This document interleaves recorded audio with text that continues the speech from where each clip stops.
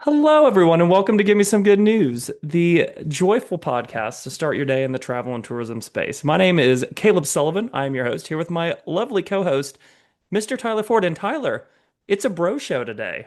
It is a bro show today. Oh my gosh, it's just the two of us, couple Just bros. just the two of us. And I'm really excited about this episode because it kind of goes on a concept that you and I kind of worked on together. This idea around treating a DMO more like a supply chain as opposed to an actual marketing funnel as it Yep. relates to bringing in visitation. So, really excited to kind of dive into this with you. And I know you and I have talked about this before on Destination Discourse, but just Yep. kind of give us like a brief overview of what the tourism supply chain is, and we'll kind of just start there. Yeah, we're just gonna dive right into this today. So this is all about the tourism supply chain. First, before diving in, I want to kind of backtrack it a little bit and get to the humble origin story of this. Right. So back in 2020, Caleb was working for the Jackson County DMO, TDA, Yes, I was. and I was up in Louisville getting my master's and learning a bit about marketing and stuff, but not really in the tourism space. But either way, back then we had lots of good conversations about just different things we were doing in our my classes and in his career, and like just questions we had and problems we saw and success stories we may have been having. So Caleb was talking about some exciting stuff going on with the TDA, I talked think I about made my some. first board report, and I Yeah, was all maybe his giddy to first tell board you about it. report. He was pumped. He was telling me about like the likes he was getting on a post, or The I think impressions, I think it vanity was the likes. metrics. Yeah, I think it was probably likes. Yep. I think it was the likes. And I was like, okay, I if I'm on the board though, if I'm like trying to decide how you're going to use this money, I wouldn't care how many likes unless you could tell me how many people came to Jackson County because of this. How many people said, "Oh, snap, this is awesome. I'm coming to Jackson County." Right? Yep. But that number was you couldn't get it from that. Like No. the so I was like, okay, that kind of created this new thought process that there is a flaw in this tourism world.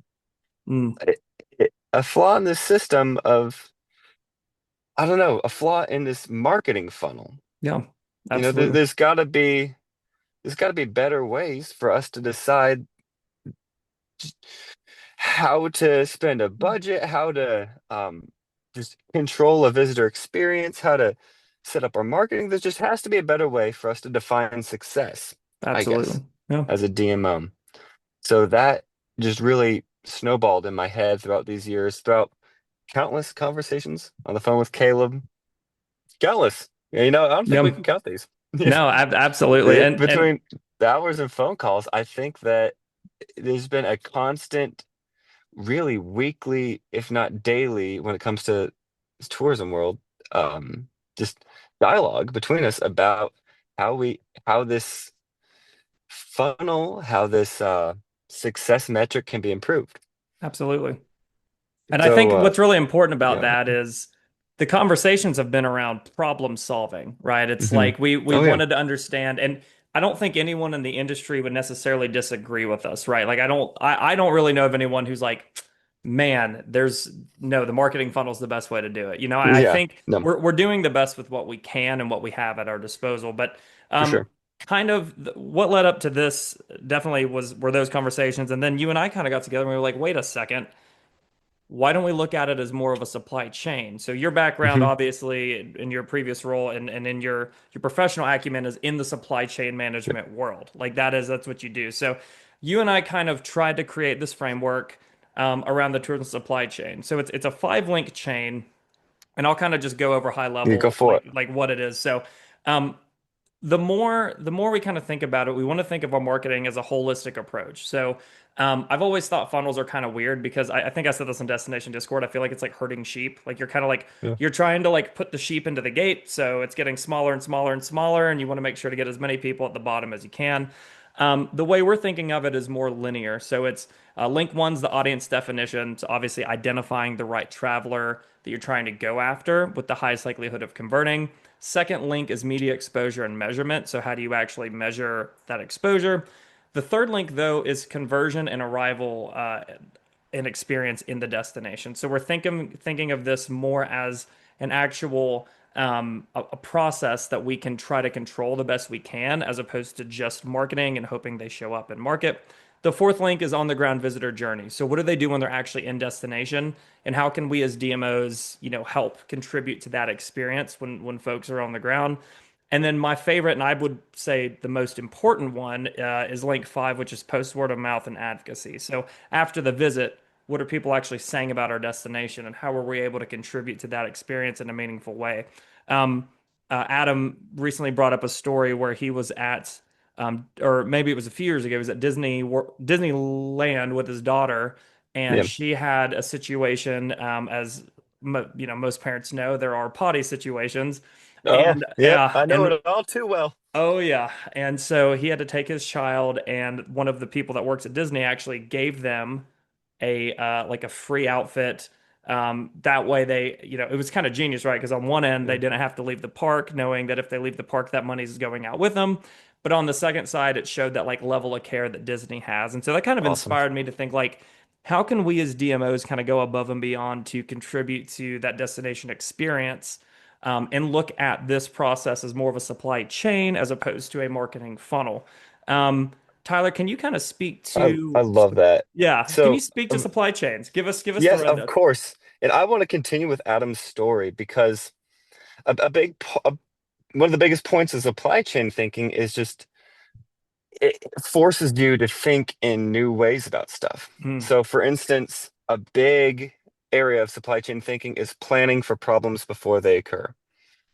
All right, so Disney World decided to do this. They decided, let's find a plan. How can we plan for certain problems that likely will occur, and let's just be prepared for them rather than saying, oh no, I hope no kids, have a potty situation, have to leave our park. And yeah, then then they don't spend any more money here or whatever. Instead of kind of having that viewpoint, they said, okay, what's a good plan for this? yeah. Extra And there, clothing or there's no having this level of argument over the service. budget. Like no one's Yeah. like, oh, well, I can't find $30 to go buy this little girl a new outfit, right? It's like, no, no, no, Hmm. that's an unacceptable excuse. Yeah. Um, you bring up a good point, and I know we were going to touch on this, but like, there's no should in supply chain. It's all about what you Hmm. can Oh do and yeah, what you can control. for sure. Yes, so going off of that or that original thought was just that the idea is that all DMOs should think of scenarios that not that you just wish won't happen, but like how do you plan for this? How can you plan for this inconvenience? Could be small, like a potty situation, or something bigger. People don't want to come to your destination because they have to go through Atlanta traffic. That's a big deal. That might be a serious problem, like, and that's not really in your control at first, but what are some ways you can plan around that? And Caleb, we've even used that example before together, coming Yeah, up with just different kind of clever ways DMOs can like create road trip plans or road trip playlists or yeah. try to market. I don't know, just get creative with the fact that you're going to be stuck in traffic coming here, but guess what? Let's try to make that traffic fun and our destination is worth it. Yeah. Or like, is there a back road itinerary you can make? Or like, Oh, what are some back other road, perfect. towns like Yeah, working with different destinations along the exactly. way? A lot of times we kind of get stuck, or we can get stuck in our own little bubble, but we For forget sure. that there are other destination marketing partners who are doing what we do in other places. So reaching out to Yeah. them. Hey, what are the top three things in your town that I should point people toward?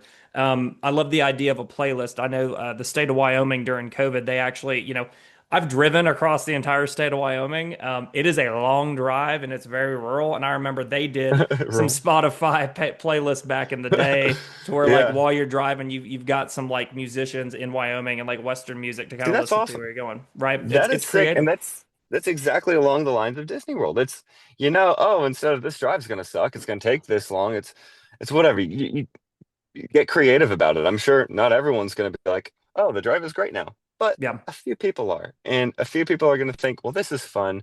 And you know what? We can try out this playlist and try going through Wyoming with different, Wyoming artists. And either way, this is a success story of a DMO just making something better by planning for just problems before they occur. Yeah. And that's great supply chain thinking. Um, so I love that. I love those stories, and I love that just positive movement, Yeah, you know. like different thinking of things. Like Yeah. you brought up a good point. One of the things I definitely don't want to leave out of this is your concept of using the five whys. So kind of explain the five Oh, whys yeah, and how it can be applied in for sure. destination marketing. So that was, you kind of read my mind here because that's where I was Boom. going next. I was thinking this is a very big concept and we can't just do everything for one episode, but the five whys was probably going to be like this, the main point. So this is great. The five whys is it's root cause analysis. Root cause analysis. This is kind of figuring out exactly what the root of the problem is. So it's simple. You ask the question why 5 times. Easy as That's that. it. Just say why. So Caleb, give me a random, let's go simple first, a simple random problem that destinations or you or anyone might have. I'll just go personally, right? Like Okay. personally, and this is a good point. Like I'm pretty into like physical fitness and stuff. And so when it Yeah. comes to wellness, there's always this idea of like, well, why do you want to be physically fit? Hmm. What does that mean? And then what's the importance? So you asked the question number one. It's like, why do you want to be fit? Yeah. Well, I want answer number one is, well, I want to look healthy. Okay, well, why do you want to look healthy? Because I want to Hmm. be healthy, right? Like, that's answer Yeah. number two. Question number three, well, why do you want to be healthy? I want to spend a long, healthy life with my wife and my son and my soon to be born daughter. Okay. Well, why would you want to do that? Because I at some point want to spend time with their kids. So you Hmm. start getting into this deeper, right? Like you're getting into Yep. root cause analysis. I want to have a long and healthy life so I can spend it with the people I love. And it's kind of, Yeah. and with destination marketing, that kind of example could be like, why, I think we use the example of like, why are like restaurants, like specific restaurants in the destination? Sure. Let's Why go are these through it. three Like, restaurants getting the most visitation? yeah. So let's try that. Why does restaurant A get all the visits in Myrtle Beach, right? Yep. And so why do you think that would be? Because they're Well, getting maybe marketed the most, or, they're people, getting the most marketing, or perhaps it's just the they have a place big that fan everybody base. knows Yep. about. This is where the fan base is, whatever reason. Okay. Now, why is this place the highest fan base? Well, it's what everybody knows. Maybe it's word of mouth. Maybe, there's just a million reasons, but for simplicity, let's just say it's because this is what people know. Yep. Why is this all that people know? Or you can even stop it there and say, okay, we've come to our problem without having to ask why 5 times. Maybe we got to it twice. This is the only restaurant people really know about. Well, Which is causing let's long come up wait with it. times, which is It's causing gonna, an unsatisfied visitor, which hmm is causing, it could be causing detrimental word of mouth. So that's the main problem. The main yeah, problem is that this specific restaurant is overcrowded and there's a lot of people going here as opposed to alternatives. So within two whys, we've likely figured out what the problem is, exactly. right? And It's now you can come up with your solution saying, okay, well, then we're going to have to find a way to emphasize these other restaurants. Can they have sales, happy hours during the busy times of restaurant X? yeah. Or can we just, Can we market them guerrilla heavier? Can market? we? Can Yeah, those exactly. restaurants guerrilla market at that restaurant when it's busy, right? Like Hmm. what are some ways? And then if you think it more to it, like the DMO, like what's the DMO's responsibility in this? Well, depending For on how you're sure. structured, you can market. Sometimes you have if you're membership based, then yes, you have to market your members. Well, okay, if these other restaurants aren't getting the same business. Well, their problem might be they're not members. Can they join your chamber? Can Hmm. they join your CVB? Is there a way to actually get them in the loop and to bring them that business? Are there ways that you can do, Landis, Ben Landis, I was thinking about his luncheon with Landis. Is there a way that you Yeah. could get, leverage influencers to actually get outside? Like, oh, if you love this restaurant, we'll check out these five Yes. There you alternatives, go. right? Like, And these are locally owned, or this is farm to table, like whatever it is. There are ways that we as DMOs can pull the marketing levers in our favor. And in hmm my opinion, the most forward-thinking DMOs are thinking like this already. They're already oh thinking yeah. about problems before they arise. And and Yeah, often they just don't even realize they're thinking about it. right. And this is just how others can see. I don't know, just something a little more tangible to think like these forward-thinking DMOs. And odds are you already do some aspects of the tourism supply chain. Yeah. Probably. I mean, you're probably figuring out where your problems are and trying to get to the bottom of that. And but if not, this could be a really helpful tool. And another cool thought going back to Caleb's workout example is now he can think about the long life he wants to live with his children and then their grandchildren, everyone going down the line that can motivate him to get in the gym at 5 a.m. And it when he does. normally when you might not want to. It's 5 Exactly. a.m. and you don't want to. Well, now you've got this motivator. Yep. So, take that to the tourism world, and not that you don't want to do anything, but like, hey, we know that these restaurants, or we know that tourists are unhappy because they're stuck waiting in line forever for this one restaurant. We really want to get them in. This is your motivator now to Yep. push Spread the good love, get the marketing and experience spread out. the Yep. love, or whatever your example might be. Yeah. So regardless, I think this would be a really good for any DMOs, or really anyone, pretty much any Yeah. profession, to take this idea and go ahead and just see how you can apply it. Yeah. Apply it to your personal life, or go ahead and apply it to your marketing plans and just random issues you have. And I like And that too because you've got the five whys, but then you also have this mhm, concept of 1%. Like every supply chain at its core is mhm. trying to get 1% better every single step along the Yeah. chain. So when you're looking at your DMO as an actual supply chain and the tourism product as pieces of that supply chain, 1% doesn't sound like a lot, but when it's compounding over time and you're constantly making things 1% better as much as you can in your power and you're putting that effort in, you're going to have a better experience in the Oh long yeah. run for visitors and for residents because that's key. One of the things we did at Discover Jackson County was, hey, one of the problems we had is during our shoulder season, we don't have as many visitors, right? Like no shock, like Mhm. the winter Yeah. months are the slowest. So we coined that our secret season. And then we worked with local businesses to actually create like deals and discounts if they were open to offer that. We would market those. We would do some giveaways. We would do these different things to kind of like spark some interest in our shoulder season and actually brand it because that was Hmm. an issue we had in our supply chain is that the visitors weren't coming when we needed them to actually sustain a economy on its own. So we worked to actually work with different partners to do that. And it was successful and it continues to actually be successful to this day. And Hmm. again, it's just a matter of, and that was not my idea. Shout out to Nick Breedlove. That was his idea. Way to go, Nick. Way to go, Nick. I Nice. loved working with Nick because Tyler, you'll love this. No was never an acceptable answer or like Yeah. should or could. Like it was like, no, like we're going to do everything we can. If there was a problem, we would look at it holistically and we would attack accordingly. Hmm. So I'm going to kind of do this. There's one takeaway that I definitely want you to leave them with. But for you guys, everyone listening, the bottom line is here's kind of like our four use cases for why people should look at this, the tourism experience and supply chain. So by applying this kind of thinking, think about it as DMOs can continuously improve systems and processes. So constantly getting just 1% better in each link of the supply chain. Um, One of my favorite things being a planner myself is anticipating breakdowns and planning contingencies. Hey, if there's a road closure, what do we do? If this restaurant's closed on a certain day, how do we move people throughout the destination? Things like that. Hmm. Um, Quick adaptation and focusing on niches that matter. So I think it's no secret that in marketing, niche is the new mainstream. So Yeah, it is. it's really important to focus on authenticity and honesty with your marketing, and kind of focusing, where can you find those things that align with those visitors that we're trying to bring in.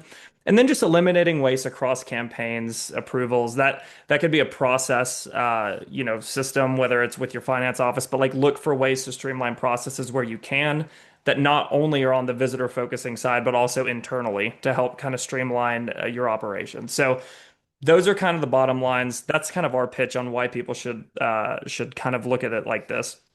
What I'm going to do is in the show notes, I'm going to link this article. It's on Learn Tourism. So you guys can kind of dive in and see what we're talking about here. Because Tyler and I do a really good job of having all these ideas and we're like trying to pull them in together. And this article is Hmm. actually how we did it. So I'll leave that.